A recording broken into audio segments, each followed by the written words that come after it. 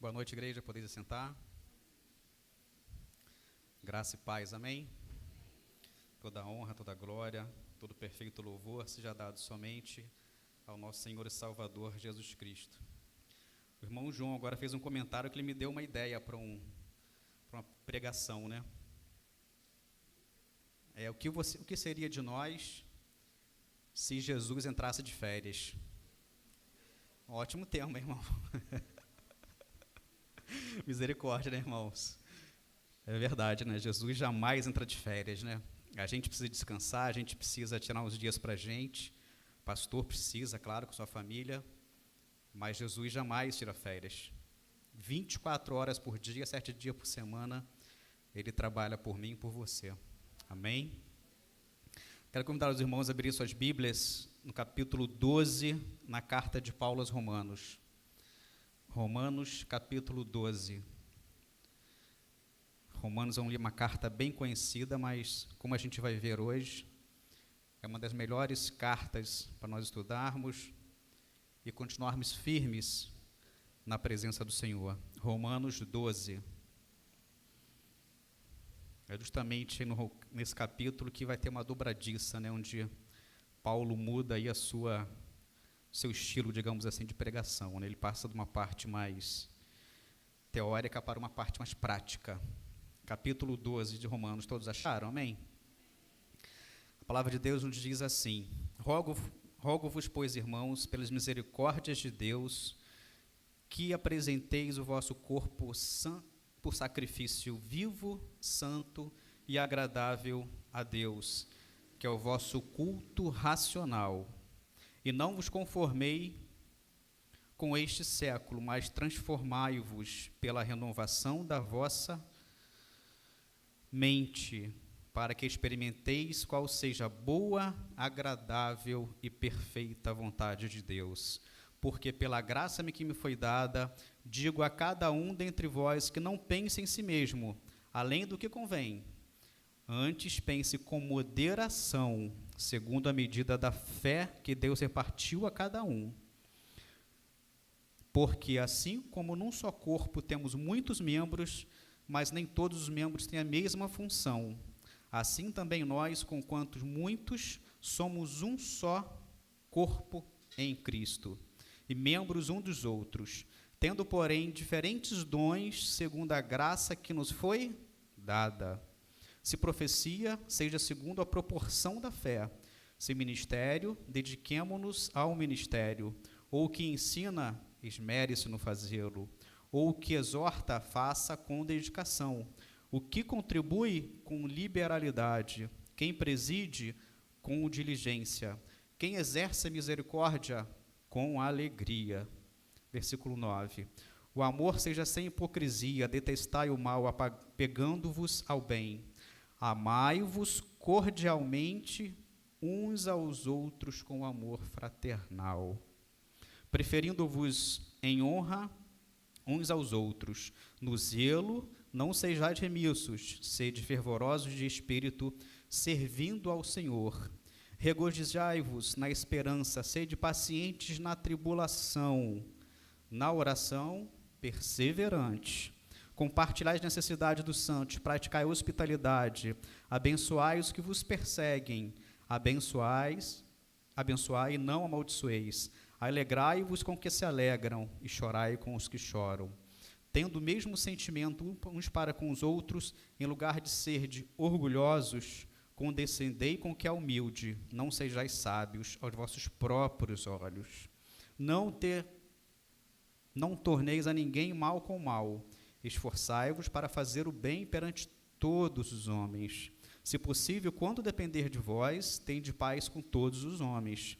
Não vos vinguei a vós mesmos, amados, mas dai lugar à ira, porque está escrito: a mim me pertence a vingança, eu é que retribuirei, diz o Senhor. Pelo contrário, se teu inimigo tiver fome, dá-lhe de comer. Se o inimigo tiver sede, dá-lhe de beber. Porque fazendo isso, amontoarás brasas vivas sobre a sua cabeça. Não te deixes vencer do mal, mas vence o mal com o bem. Amém, irmãos? A carta de Paulo aos Romanos, irmãos, principalmente essa parte. Obrigado, irmão João.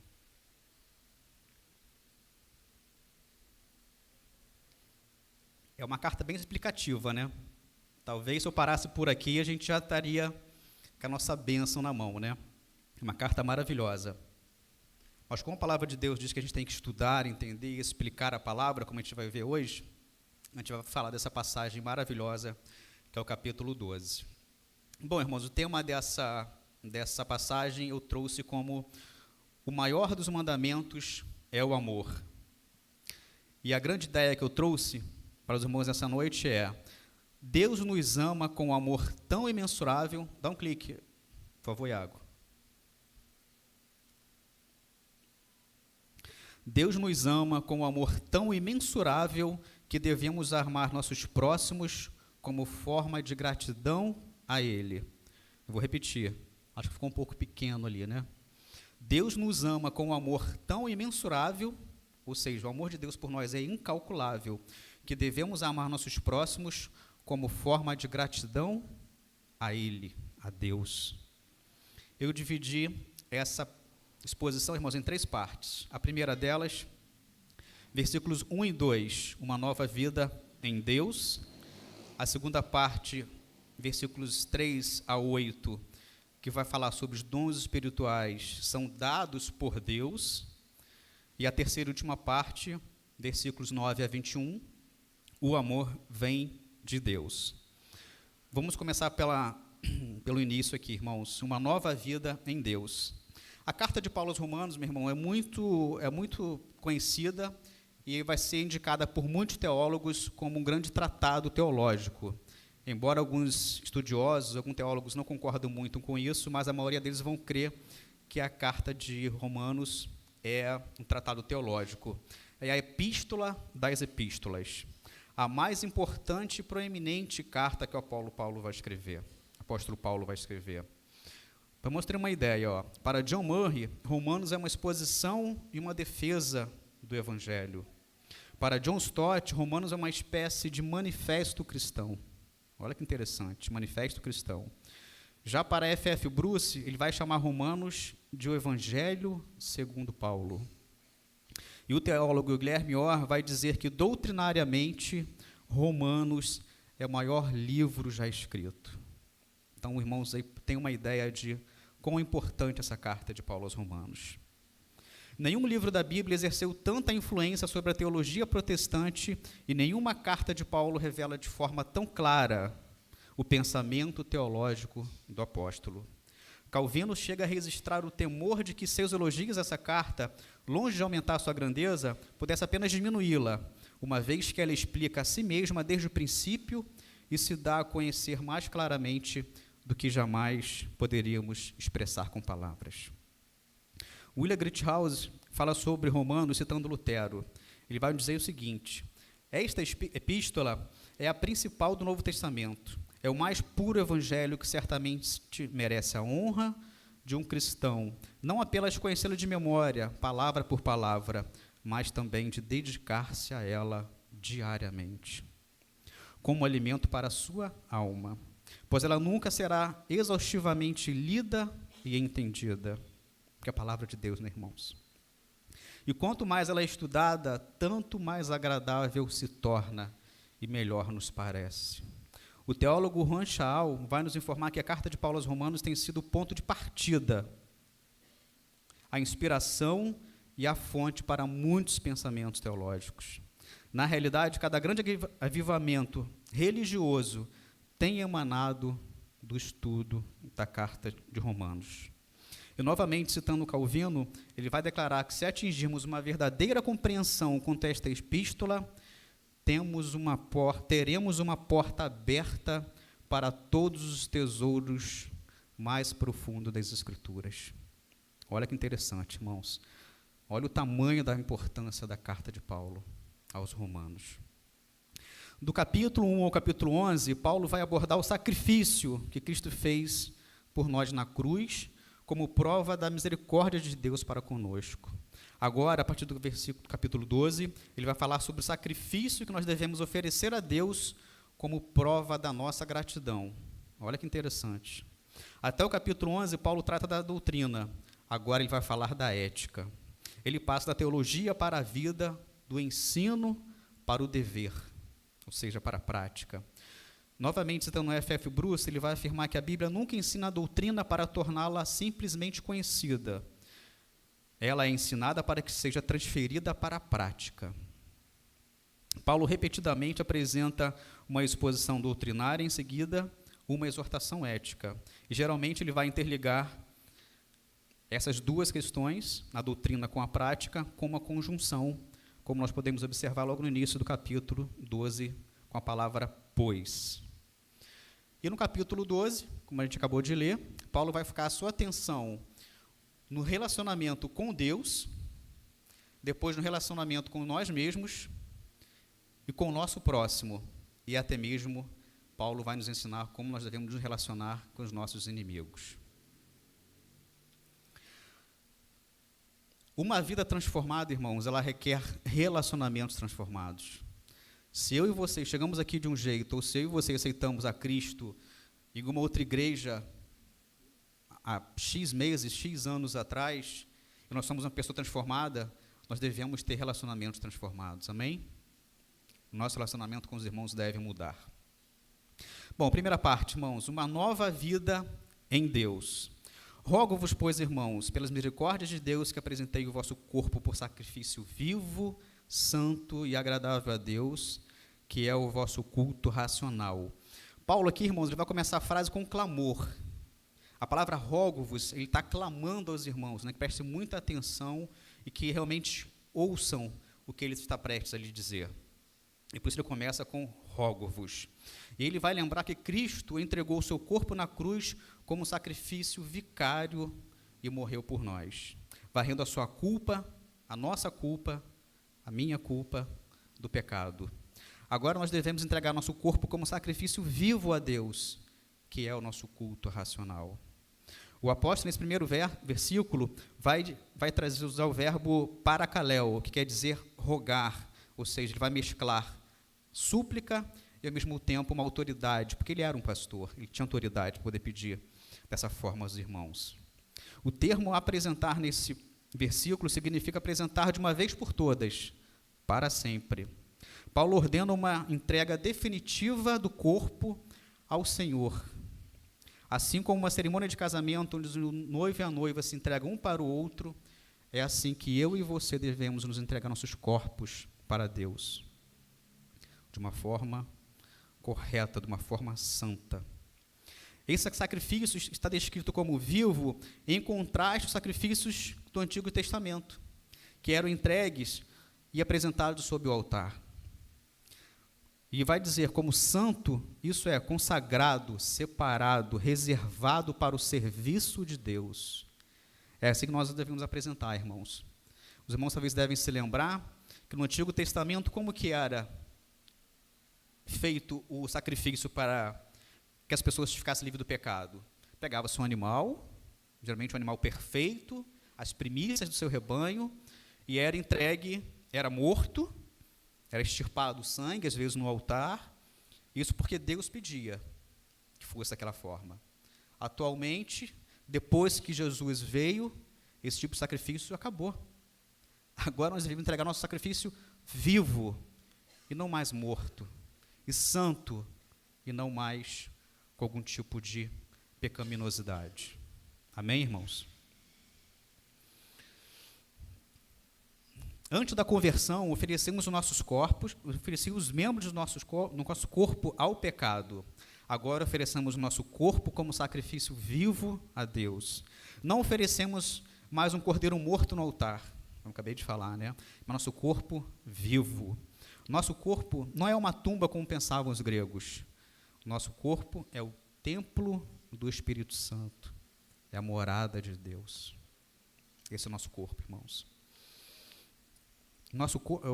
Nós fomos comprados, irmãos, por altíssimo preço e devemos glorificar a Deus com os nossos corpos. Altíssimo preço que Cristo pagou por nós naquela cruz. John Stott vai dizer que nenhum culto é agradável a Deus quando é unicamente interior, abstrato e mítico.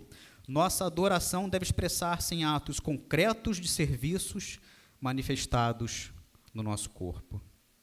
Glorificamos a Deus no nosso corpo quando contemplamos o que é santo, quando nossos ouvidos se deleitam no que é puro, quando nossas mãos praticam o que é reto, ou seja, o que é certo, o que é correto, quando nossos pés caminham por veredas da justiça. Olha que interessante, irmãos. Paulo vai dizer que a oferta do nosso corpo a Deus como sacrifício vivo, santo e agradável deve ser o nosso culto racional. Esse é o nosso culto racional. A entrega do nosso corpo como sacrifício vivo, santo e agradável a Deus. A palavra grega que Paulo vai utilizar aqui é lógicos, que quer dizer racional, e carrega a ideia de razoável, lógico, sensato. Ou seja, trata-se de um culto oferecido não somente da mente, mas principalmente um culto que nós devemos adorar a Deus com coração. Deve ser um culto espiritual, em total oposição a um culto cerimonial apenas.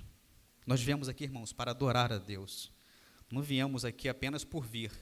Hoje é domingo, o pastor tem que me ver, eu vou ter que conversar com o irmão fulano, o irmão ciclano, não. Nosso corpo, nosso culto deve ser um culto racional a Deus. Versículo 2. E não vos conformeis com este século, mas transformai-vos pela renovação da vossa mente, para que experimenteis qual seja a boa, agradável e perfeita vontade de Deus. E há duas palavras interessantes aqui, irmãos, que vão regir esse versículo: conformação e transformação. O mundo tem uma forma, você imagina que seja uma forma ali de bolo, né? Principalmente mulheres vão saber bastante, né? Imagina que tem ali uma forma de bolo, né? Então, o mundo tem essa forma.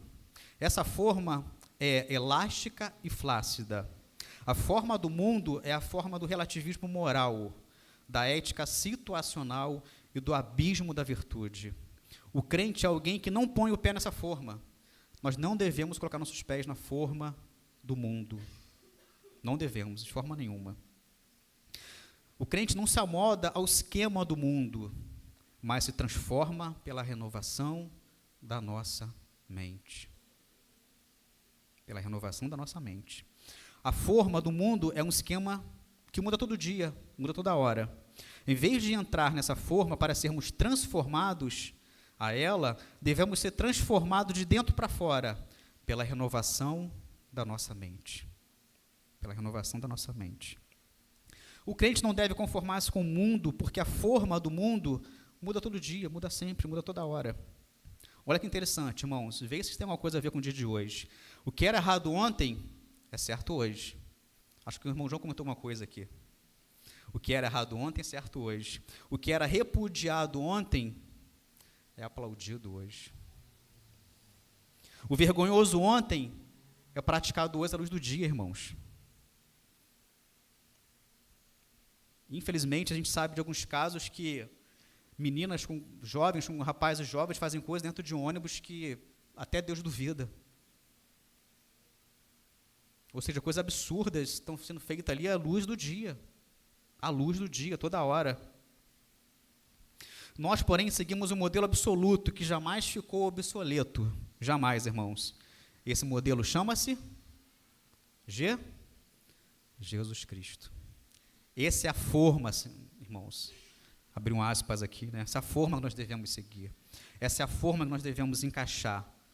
A forma de Jesus Cristo. O Warren Wiersbe vai dizer que se o mundo controla a nossa maneira de pensar, somos conformados. Mas se Deus controla a nossa maneira de pensar, somos transformados.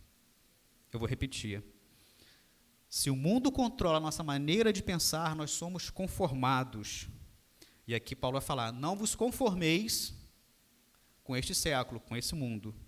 Mas se Deus controla a nossa maneira de pensar, nós seremos transformados.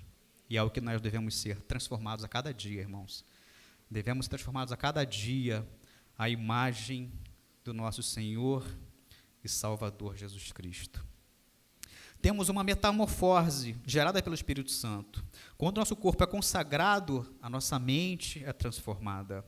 Nosso culto torna-se racional e experimentamos a boa, perfeita e agradável vontade de Deus. Então é assim que nós devemos ser, irmãos. Devemos estar consagrados para que tenhamos nossa vida transformada à imagem do nosso Deus. Amém? Segunda parte, irmãos.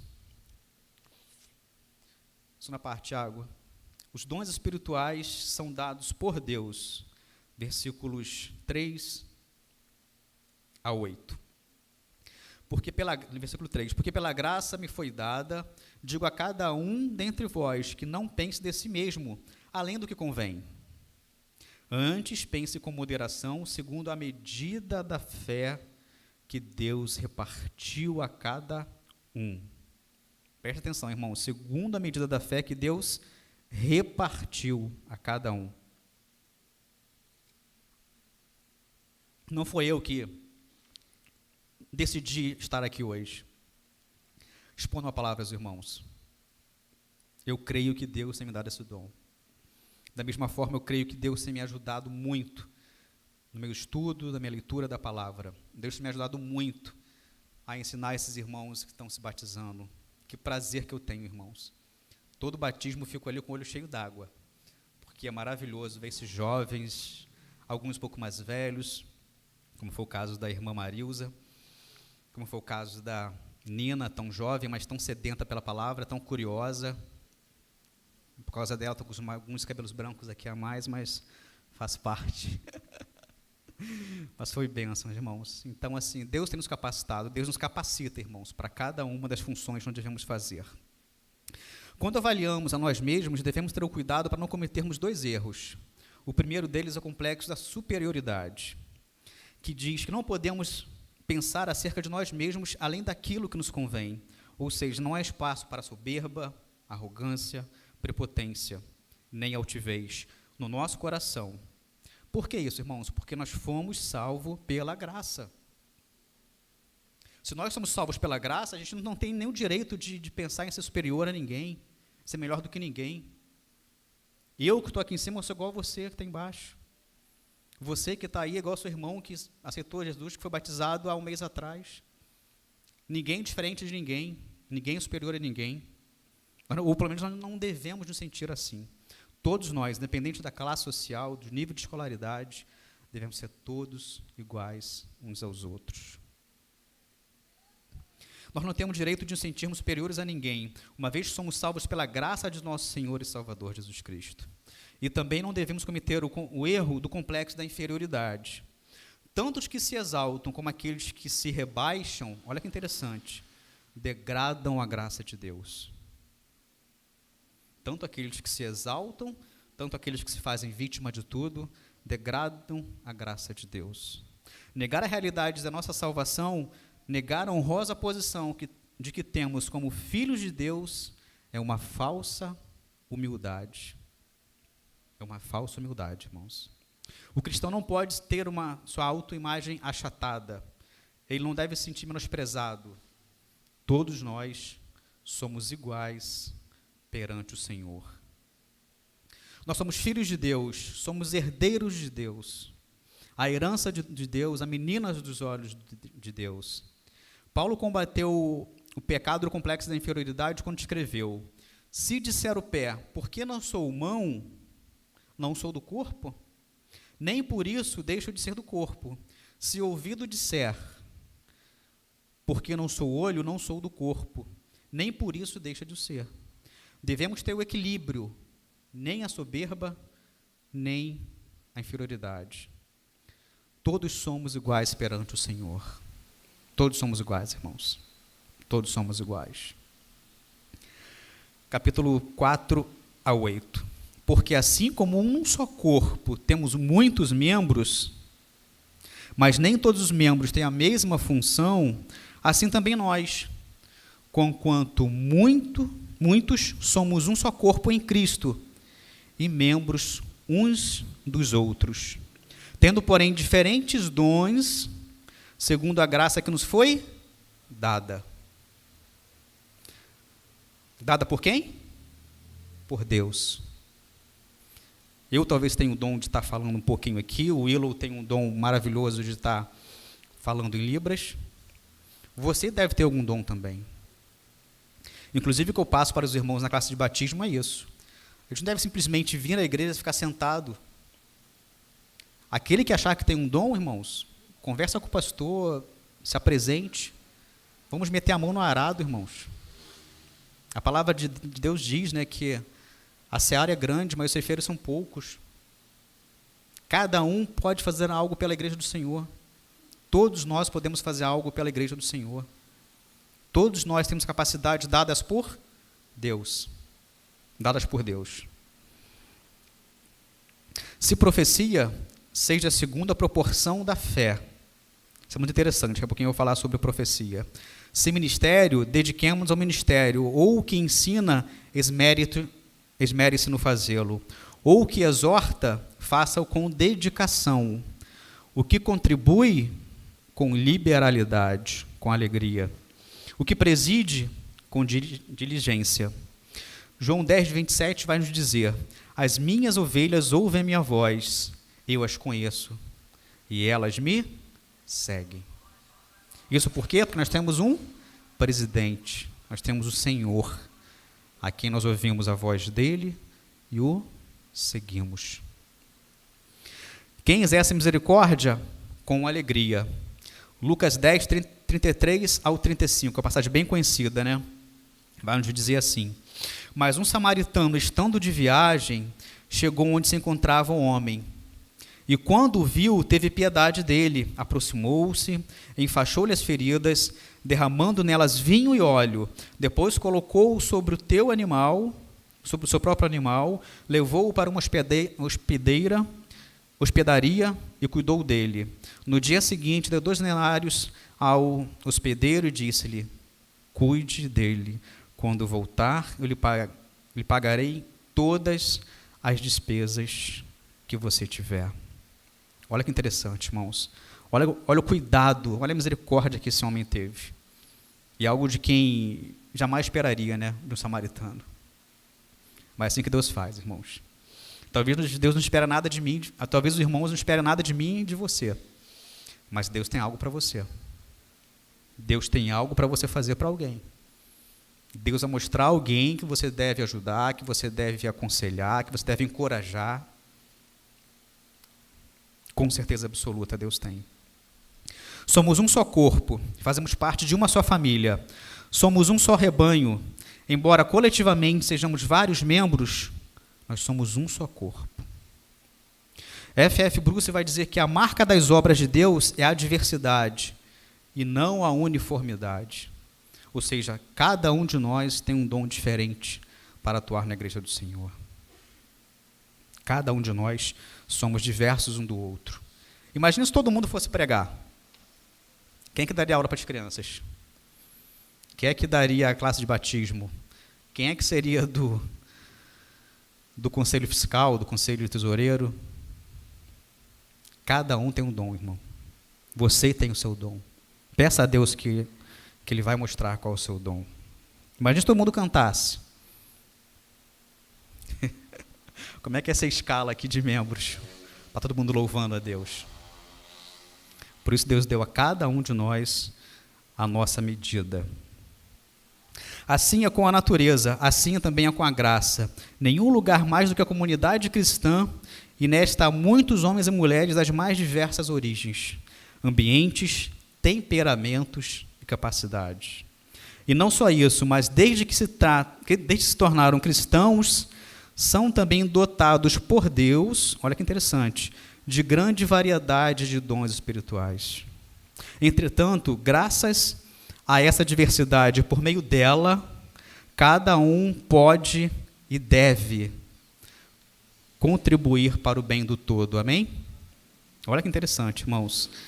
São também dotados por Deus de grande variedade de dons espirituais. Entretanto, graças a essa diversidade, por meio dela, cada um deve cooperar para o bem do todo, para o bem da igreja de Cristo, para o bem da igreja dele. Eu acho muito interessante, irmãos, sobre o dom da profecia. Eu venho de uma outra denominação, e ali profecia era falar algo sobre o futuro. E muitos irmãos vão a essas igrejas com a intenção de saber algo do futuro, né? Só que o dom de profecia acabou, irmãos, não existe mais. Acabou. Eu achei muito interessante o que o teólogo William Barclay vai dizer. Ele vai dizer sobre o dom de profecia que no Novo Testamento, profecia raramente tem a ver com predição de futuro. Muito raro. Geralmente se refere à proclamação da palavra de Deus. Olha que interessante. 1 Coríntios 14, 31, o mesmo apóstolo, Paulo, vai nos dizer: pois vocês todos podem profetizar, cada um por sua vez, de forma que todos sejam instruídos e encorajados. Aonde que fala que profetizar tem a ver com predição de futuro? Por isso que a palavra de Deus fala, irmãos, nós devemos estudar a palavra e entender o que nós estamos lendo. 1 Coríntios 14, 31. Pois vocês todos podem profetizar, cada um por sua vez, de forma que todos sejam instruídos e encorajados. Ou seja, o que quer dizer instruir? É alguém que está ensinando, alguém que está explicando algo. Os professores, geralmente, são instrutores. O professor de autoescola, se não me engano, ele é titulado como instrutor. Ou seja, ele está instruindo. Então, é assim que a profecia no Novo Testamento e hoje ela é feita, através da explicação da palavra de Deus. Devemos fazer uma distinção entre o ofício do profeta no Antigo e no Novo Testamento e o dom de profecia. Hoje não há mais profetas no sentido daqueles primeiros profetas, igual aqueles primeiros não existem mais, que se tornaram um fundamento da igreja e receberam a revelação divina para o registro das Escrituras. Aqueles foram profetas, como tem os profetas menores, profetas maiores no Antigo Testamento. Ali sim, eles foram profetas porque eles precisaram ser inspirados por Deus para fazer a palavra de Deus, para fazer a Bíblia. Hoje Deus não revela mais verdade nova diretamente. Sendo assim, o dom de profecia é um dom de entender as Escrituras e explicá-las. Olha que interessante, irmãos. Eu estou sendo um profeta aqui para vocês. Todo respeito à palavra. Irmã Regina foi profeta hoje de manhã para a gente. Pastor Ezequias direto. Nilton, quando vem aqui. Irmão Helder. Esses são os profetas atuais. Aquelas pessoas que entendem e explicam as sagradas Escrituras. É apresentar ao povo de Deus a verdade recebida, não por revelação direta, mas pelo estudo cuidadoso da palavra de Deus, completa e infalível. Completa e infalível, irmãos. Pelo estudo cuidadoso da palavra de Deus, completa e infalível. Paulo vai nos dizer, irmãos, se profecia seja a segunda proporção da fé, precisamos entender aqui que a fé não é subjetiva, a fé ela é objetiva. É uma fé objetiva. Ou seja, o conteúdo geral das Escrituras. E em relação aos dons de ensino, achei muito interessante que Hernandes Dias Lopes vai nos dizer. Ele vai falar, a mensagem de Cristo não deve ser apenas proclamada, mas também explicada. Quem tem o dom de ensino apresenta a proporção natural para o estudo. Trata-se do indivíduo que investe na pesquisa, que se deleita no exame da palavra e se alegra em compartilhar com os outros esse conhecimento. Envolve a habilidade de aprofundar-se nas insondáveis riquezas do Evangelho de Cristo e elucidá-las em detalhes para a igreja. Amém, irmãos? Amém, né? Quantas profecias eu recebi, irmãos, quando era da outra igreja? E, sinceramente, acho que nenhuma se cumpriu. Será que realmente vinham de Deus? Essa é a pergunta, né? A gente tem que respeitar quem pensa diferente da gente, claro, sempre. Mas o que aprendemos hoje é que o que eu aprendi estudando a Bíblia sobre profecia foi esclarecedor para a minha vida espiritual. Foi esclarecedor. Bom, irmãos, partindo para a terceira parte, o amor vem de Deus. O amor só pode vir dele, irmãos. Olha que interessante. O amor seja sem hipocrisia. Detestai o mal, apegando-vos ao bem. Amai-vos cordialmente uns aos outros com amor fraternal, preferindo-vos em honrar uns aos outros. No zelo, não sejais remissos, sede fervorosos de espírito, servindo ao Senhor. Regozijai-vos na esperança, sede pacientes na tribulação. Olha que palavra. E na oração, perseverantes. Não cesse de orar, irmãos. Não cesse. Seja perseverante. Compartilhai as necessidades dos santos, praticai a hospitalidade. Abençoai os que vos perseguem. Abençoai e não amaldiçoeis. Alegrai-vos com os que se alegram e chorai com os que choram. Tendes o mesmo sentimento uns para com os outros, em lugar de ser desorgulhosos, condescendei com o que é humilde.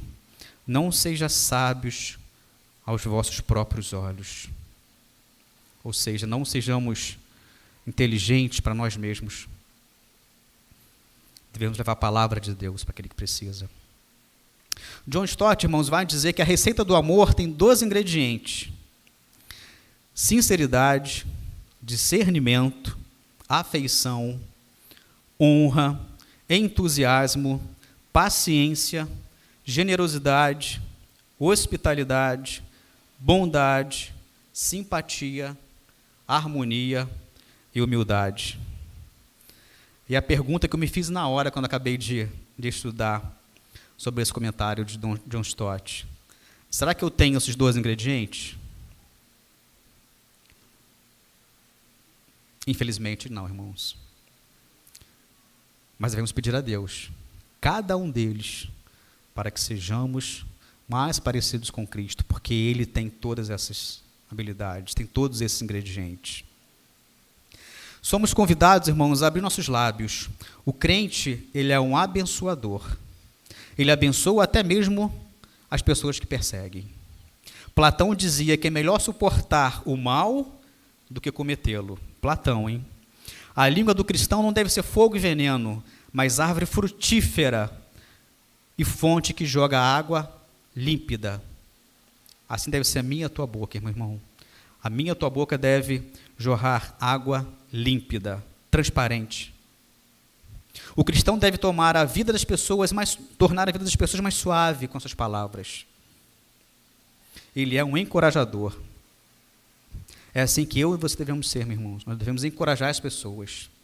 Principalmente onde vivemos num mundo que a depressão está toda hora. Cada mês, cada 2 meses, a gente recebe uma notícia de que um conhecido, um parente, alguém está com depressão. Talvez por faltar alguém que o encoraje a encarar os problemas, as situações, mostrar para ele, para ela, que Cristo pode ajudá-la. Que o próprio Cristo falou, né? No mundo tereis aflições. Se não me engano, João 16:33. Mas tereis bom ânimo, porque eu venci o mundo. Se Cristo venceu, irmãos, nele podemos também vencer. Nele seremos vencedores. Teremos problemas? Sim, com certeza. Todos nós temos problemas. Todos temos. Mas com ele, nós seremos encorajados a enfrentar cada situação, cada adversidade. Suas palavras aliviam o fardo, são azeite na ferida. Ou seja, a palavra do crente. O crente deve ter tem que perceber que suas palavras são verdadeiras, boas, oportunas e encontram graça. A minha palavra, a tua palavra, irmão, deve ser boa, verdadeira, oportuna e encontrar a graça de Deus. Olha que interessante, irmãos. Quem assistiu aqui a minha última pregação vai se lembrar que eu preguei em Atos 7, que falou sobre Estevão. Estevão morreu pedindo perdão por aqueles que o apedrejavam. Olha que interessante, irmãos. Às vezes a gente dá uma topadinha em casa, né? a gente, dói pra caramba. Ontem eu subi nas escadas da minha casa, uma garrafa d'água, na outra um copo. E meu chinelo tropeçou na pontinha do degrau, e o reflexo, nossa, botar a mão na frente. E na hora eu quebrei o copo na escada.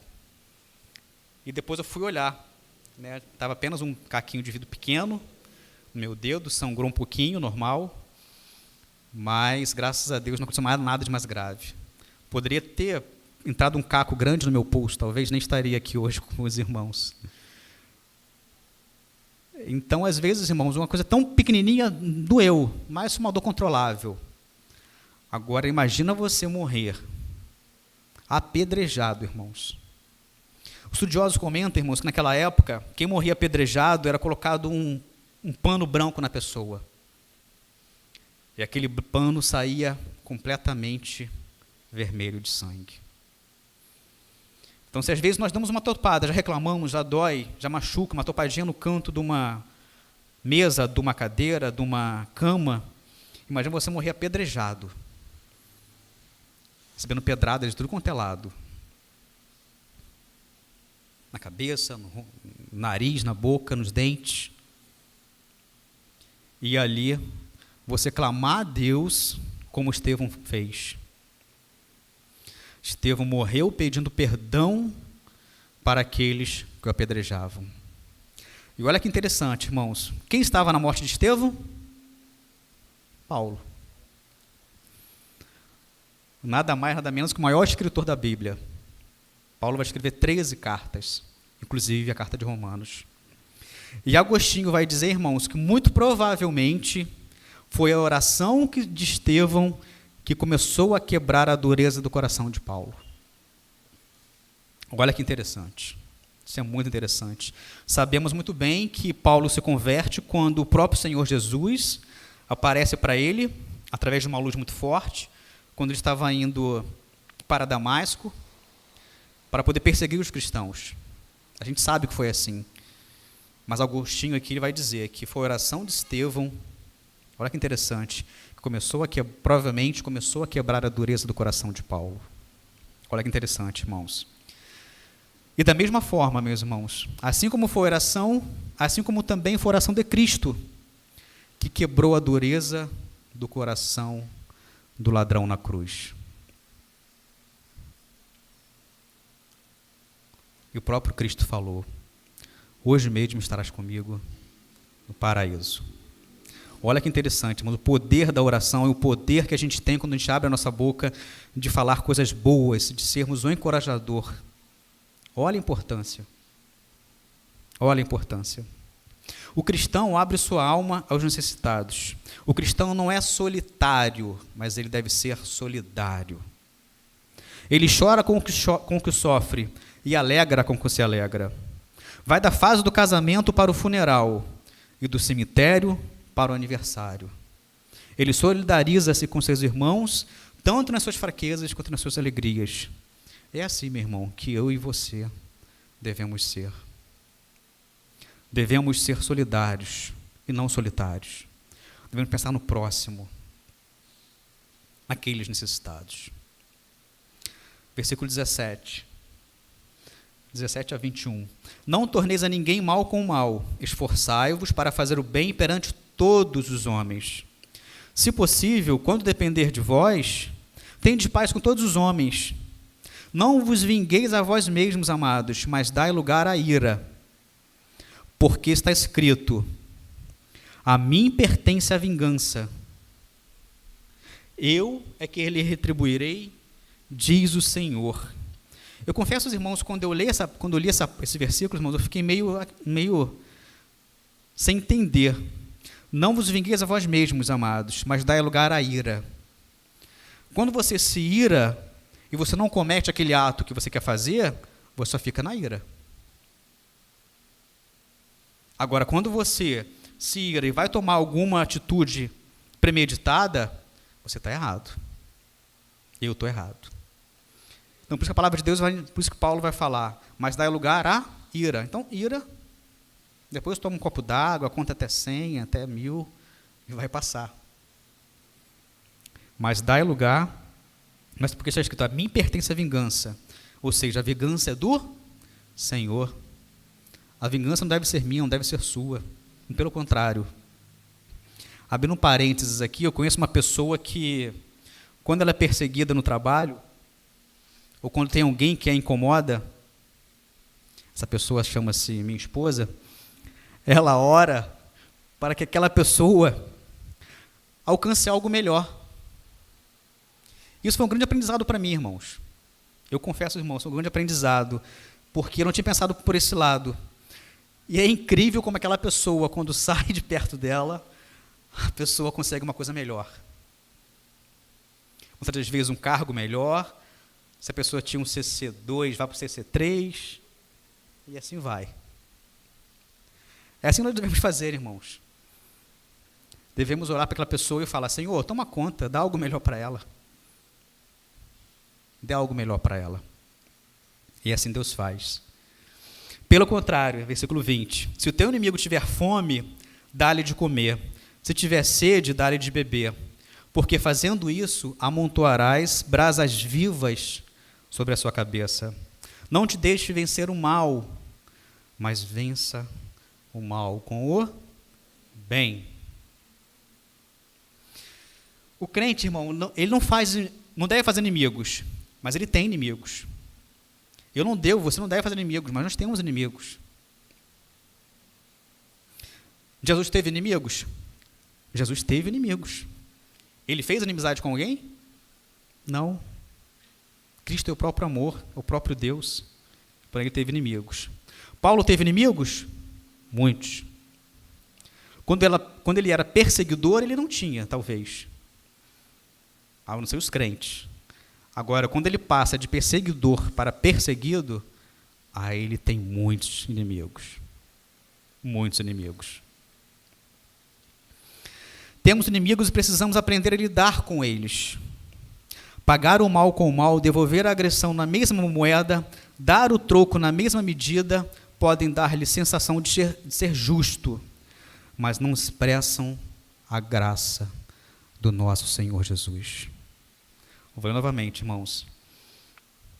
Pagar o mal com o mal, devolver a agressão na mesma moeda, dar o troco na mesma medida, pode dar-lhe a sensação de ser justo, mas não expressam a graça de Deus. Não expressa. Pagar o mal com o mal é retribuição humana e não divina. Pagar o mal com o bem é graça. E a graça que vem de Deus. A Bíblia fala que Jó, em vez de retaliar seus acusadores, seus amigos acusadores, ele orou por eles, e na medida que fez isso, eles foram perdoados, e Jó foi restaurado. Olha que interessante, irmãos. À medida que Jó orou por aqueles irmãos, perdoou aqueles irmãos, ele foi restaurado. Quer ser perdoado? Quer ser restaurado? Perdoe. Peça perdão a Deus. É difícil, irmãos, não é fácil. A gente, como ser humano, é difícil perdoar. Mas se nós quisermos sermos restaurados, nós temos que perdoar. Somos um povo perdoado e perdoador. Somos perdoados pela graça de Deus, então nós devemos perdoar aqueles que nos têm ofendido. Até porque Jesus mandou que fosse assim, né? Lá na sua oração em Mateus, Jesus fala sobre perdoar aqueles que nos têm ofendidos. Algumas aplicações, irmãos. Primeira delas, não devemos apenas abrir nossas bocas, mas principalmente nossos corações, a sermos misericordiosos e perdoadores. O dom da misericórdia é aquele que leva o cristão a envolver-se com os aflitos e socorrê-los em suas angústias, fazendo isso com espontaneidade e alegria. É o dom de consolo, é lançar o coração na misericórdia, na miséria do outro, é sofrer com o outro, é ter empatia. Ou seja, irmão, quando eu e você percebemos que um irmão está necessitado, nós devemos ter empatia com ele, ou seja, devemos nos colocar no lugar dele. caramba, esse irmão está passando por isso, essa irmã está passando por isso, eu vou orar com ela, eu vou ligar para ela, vou ligar para ele, vou mandar mensagem para ele, para saber se ele quer que eu ore com ele, nem seja por telefone. Porque atualmente, irmãos, nós temos visto pessoas que querem apenas conversar. Não tem nada demais. Às vezes, dentro da sua própria casa, não tem com quem conversar, não tem com quem desabafar. Então, às vezes, ela tendo alguém só para ouvir, já é o bastante para aquela pessoa. Já é o bastante, irmãos. Adolf Paul vai dizer que, assim como Jesus, a sua igreja se torna um imã para um número enorme de fracos, doentes e pobres. Olha que interessante, irmãos. Não só Jesus, assim como Jesus atraía naquela época fracos, doentes e pobres, a igreja dele hoje em dia traz esse tipo de pessoas. É para isso que a igreja está aqui. Para que a igreja traga saúde, traga bênçãos espirituais, para que a igreja seja uma igreja que fortaleça as pessoas. Por isso nós estamos aqui, para sermos fortes em Cristo Jesus. Por isso, irmãos, há diversos membros que recebem com clareza especial o carisma de Jesus de compadecer-se com o próximo. Vemos pessoas assim. E em relação ao perdão, olha que interessante, irmãos. Perdoar é zerar a conta. É não lançar no rosto da outra pessoa nunca mais o mal que ela te fez. Olha que interessante. Perdoar é lembrar sem sentir dor. Olha o que Jesus disse, hein? Jesus disse que aquele que não perdoa não pode orar, não pode adorar, não pode contribuir e nunca será perdoado. É o próprio Deus falando, irmão. Não sou eu que estou falando, não é o irmão André que está falando, não, é o próprio Senhor que diz. Aquele que não perdoa não pode orar, não pode adorar, não pode contribuir e nem ser perdoado. Quem é que quer passar por uma dessas situações aqui? Ninguém, né, irmãos? Vamos abrir nossos corações, vamos perdoar aqueles que nos tenham ofendido. E quem não perdoa, irmãos, quem não perdoa adoece emocional, física e espiritualmente. Olha que forte isso. Aquele que não perdoa adoece emocional, física e espiritualmente. Temos visto muitas pessoas, irmãos, doentes hoje, fisicamente, porque não estão perdoando. Espiritualmente, então, nem se fala. Espiritualmente, nem se fala. Segunda aplicação, Iago. Assim como Deus tem sido generoso conosco, devemos da mesma forma ser generosos com os necessitados. O verbo koinoneu significa compartilhar, ou seja, participar tanto das necessidades e do sofrimento dos outros, como repartir nossos recursos com eles. Olha que interessante. O cristão não ama apenas a palavra, mas não ama apenas em palavra, mas de fato e em verdade. Ele compartilha a necessidade dos santos, reparte seus bens. No mundo governado pelo afã de obter, o cristão se inclina a dar. Porque sabe aquilo que guardamos, nós o perdemos.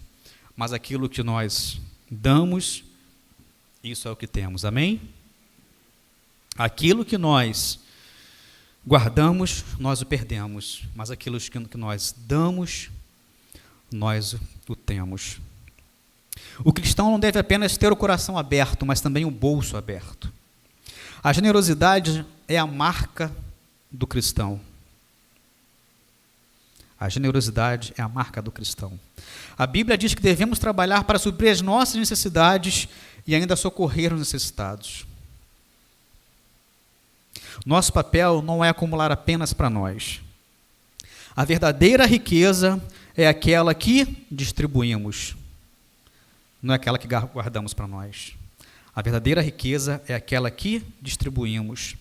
A semente que multiplica não é a que comemos, mas é a que semeamos. Como que a semente vai produzir se a gente come a semente? A gente tem que semear, para que dê mais sementes e possamos dividir com aquele necessitado, com o próximo, com o nosso irmão em Cristo. Deus supre e multiplica a nossa sementeira para continuarmos semeando na seara dos necessitados. Amém? E como tem multiplicado, né, irmãos? Às vezes aquele boleto que você acha que não vai ter dinheiro, que não acha que não vai conseguir pagar, Deus manda um abençoador, nos abençoa e a gente cumpre as necessidades. Eu, como comerciante, irmãos, tive várias experiências. Várias experiências. Aquele cliente que eu nem imaginava que iria me pagar, ele vai lá e me paga. Eu falei, oh Deus, eu dobro meu joelho e oro, agradecendo, porque não tem faltado nada. Às vezes falta um pouquinho, a gente pega um pouquinho com o banco ali, né? Mas é normal, né? Mas Deus tem sido maravilhoso, irmãos. Deus tem sido maravilhoso, maravilhoso. Fora os livramentos que Ele nos dá, né? Muitas vezes a gente nem fica sabendo, né? Deus é maravilhoso. O princípio ensinado pelo Senhor Jesus é claro: a maior felicidade em dar do que em receber. Atos 20, 35. Há muito mais felicidade em dar do que receber. Jesus é maravilhoso, irmãos. Terceira e última aplicação, irmãos. Devemos ser instrumentos de paz e não criar conflitos desnecessários. Vou repetir. Devemos ser instrumentos de paz e não criar conflitos desnecessários. Essa exortação parece que de viver em paz com todos está em perfeita harmonia com várias passagens da Bíblia. Hebreus 12, 14. Segui a paz com todos e a santificação, sem a qual ninguém verá o Senhor. Ninguém verá o Senhor se não formos instrumentos de paz. Tiago 3,17. A sabedoria, porém, lá do alto é primeiramente pura, depois pacífica. Olha que interessante, irmãos. A sabedoria, porém, lá do alto ela é primeiramente pura, depois pacífica. Mateus 5,9. Bem-aventurados são os pacificadores, porque serão chamados filhos de Deus. Irmãos, tem muitas coisas que nós devemos aprender um pouco mais do Senhor, né? Muita coisa. E eu confesso, irmãos, que tinha mais coisas para trazer, mas eu achei que o tempo fosse ser curto, acabei não trazendo, mas me arrependi. Da próxima vez eu vou trazer bastante coisa. Se eu tiver mais tempo, eu vou falar. Como o culto correu rápido hoje, né? Mas faz parte, né? Para finalizar, irmãos, como eu comentei com os irmãos algumas vezes aqui, com alguns irmãos, melhor dizendo,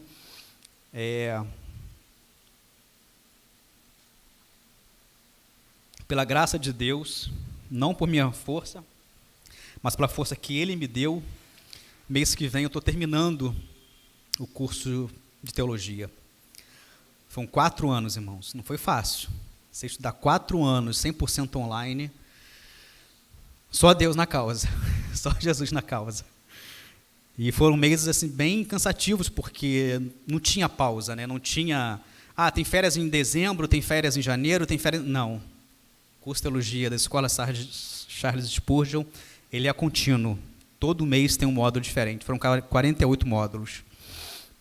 E como o curso ele é online, foi pedido para que nós lêssemos 100 páginas de Gálatas, 100 páginas de Coríntios, livros que falavam sobre essas cartas. E nós tivemos que ler 500 páginas de teologia sistemática. Quem estudou aqui um pouquinho de teologia sistemática, você lê 500 páginas, irmãos. Não é fácil. Mas eu agradeço a Deus, porque tinha uma passagem que falava sobre os atributos de Deus. Eu acho muito interessante, irmãos. Vou ler para vocês. Quando pensamos nos atributos morais de Deus, talvez o primeiro que vem à mente seja um conjunto de atributos que classificamos de amor. Muitos o consideram um atributo essencial, a própria natureza ou a definição de Deus. Há certa base bíblica para isso. Por exemplo, em 1 João 14, versículos 8 e 16. Está escrito assim: aquele que não ama não conhece a Deus, porque Deus é amor. E conhecemos o amor que Deus tem por nós e cremos nesse amor. Deus é amor. Quem permanece em amor, permanece em Deus, e Deus nele. Em 2 Coríntios 13:11, vamos dizer que Deus é amor, Deus de amor e de paz. O amor sempre esteve presente entre os membros da Trindade, mesmo antes de haver seres criados. Jesus disse: mas faça aquilo que o Pai me ordenou, para que o mundo saiba que eu amo o Pai. Mateus 3,17 vai relatar que uma voz do céu veio acerca de Jesus dizendo: este é meu filho amado. Olha o amor presente, irmãos. Esse é meu filho amado, de quem me agrado. Jesus não entregou sua vida somente pelos seus amigos, aqueles que o amavam e valorizavam e o que estava fazendo por eles, mas também por seus inimigos, que o desprezaram e o rejeitaram. Jesus morreu por todos, irmãos. Ele morreu por todos. Deus não precisa de nós. Ele pode realizar o que deseja sem a nossa contribuição, embora tenha escolhido fazer pelo nosso intermédio, pelo meu intermédio, pelo teu intermédio. Assim, sem seu amor por nós e por suas demais criaturas, é um amor altruísta, ou seja, é um amor ágape, fraternal, é um amor caridoso, é um amor generoso. Esse é o amor que Deus tem por mim e por você. O amor de Deus ao enviar seu Filho para morrer por nós não foi motivado pelo nosso amor anterior por Ele. O apóstolo João vai dizer: nisto está o amor. Não fomos nós que amamos a Deus, mas foi Ele que nos amou e enviou o seu Filho como propiciação pelos nossos pecados. Em 1 Coríntios vai nos dizer: o amor é paciente e bondoso, não é ciumento, orgulhoso, arrogante, nem rude. Não insiste em fazer as coisas do seu jeito, mas se irrita, não guarda rancor. Não se irrita, não guarda rancor. Não se alegra com o mal, mas se alegra com o que é certo. Ele sofre, crê, espera, suporta todas as coisas. Esse amor divino não somente tomou iniciativa ao criar a base para a salvação, quando enviou Jesus Cristo, como também nos busca continuamente, irmãos. Aleluias. O amor de Deus nos busca continuamente, meu querido. O amor de Deus nos busca continuamente. O amor de Deus é uma disposição de empatia em relação a nós, um sentimento de preocupação generosa e uma determinação de agir conosco de tal forma que promova o nosso bem-estar. Olha que interessante, irmãos. Talvez devêssemos pensar no amor como algo que Deus tem, mas como aquilo, não devemos pensar no amor como aquilo que Deus tem, mas como aquilo que Ele é. E se for o caso, então tudo que for dito acerca de Deus deve ser interpretado em termos de amor. Tudo que diz respeito a Deus deve ser interpretado em termos de amor. Amém, irmãos? Amém, irmãos. Assim eu termino a minha exposição da noite de hoje. Quero convidar os irmãos a fechar seus olhos, curvar suas frontes, para que tenhamos uma oração final. Querido amado Deus, nosso Pai, nosso Senhor, obrigado, Deus, porque se nós amamos é porque o Senhor nos amou primeiro. O que seria de nós, Deus, como eu falei no início? Imagina se Deus ficasse uma semana de férias e uma semana nós ficássemos sem o amor dele. Ô Senhor, não faça isso não, por favor, porque nós não seríamos nada, Pai, sem o teu amor nas nossas vidas, Deus. Porque através do amor, Senhor, nós podemos contribuir, nós podemos orar, nós podemos abençoar, nós podemos ajudar aquele necessitado, Senhor. Por causa desse primeiro amor que o Senhor colocou no nosso coração, Deus. Fazer com que cada vez mais sejamos mais amorosos com nossos próximos. Fazer com que podemos cada vez mais contribuir com a Tua palavra.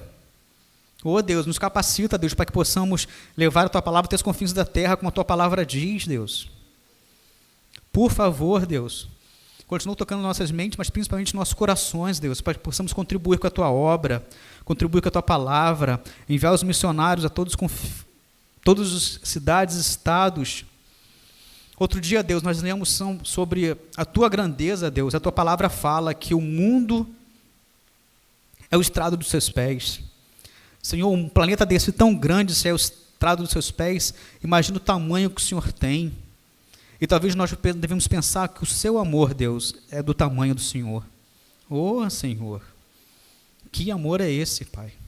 Que amor maravilhoso que o Senhor tem distribuído gratuitamente pela Sua misericórdia, pela Sua graça, na minha vida e na vida dos meus irmãos. Oh, Senhor, continua nos abençoando, nos amando, Deus.